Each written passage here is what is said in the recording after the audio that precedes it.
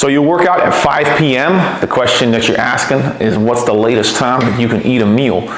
Doesn't matter. Actually, the latest time that you can eat a meal is 2 hours before you go to bed. It gives your body enough time to digest all the foods so that when you go horizontal and you lay down, that most of your food is already pre-digested at least, and you won't have any gastric discomfort. Now, I'm telling you this because when I first did intermittent fasting, I went about it where I ate my biggest meal at night. And that would sometimes cause me to go to what at the time was my favorite restaurant, which was True Food. I would get a whole pizza, which you can have pizza over, if you're lean, you can have pizza over there.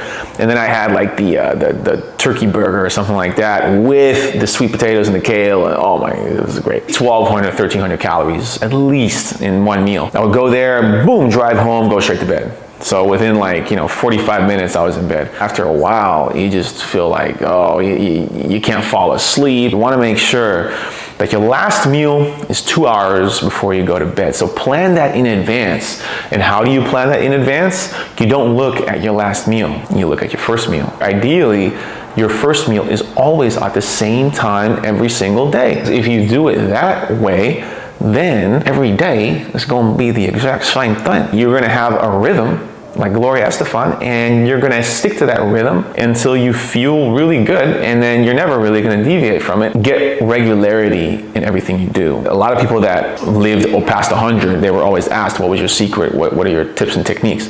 A lot of them had in common that they had regularity. They always went to bed at the same time, and they woke up at the same time. Doing so, their meals were also always at the same time, so their body knew what was coming every single time when it comes to the times of food. So it doesn't matter what time you work out, it just matters really what time you go to bed, and that determines what time your last meal could be.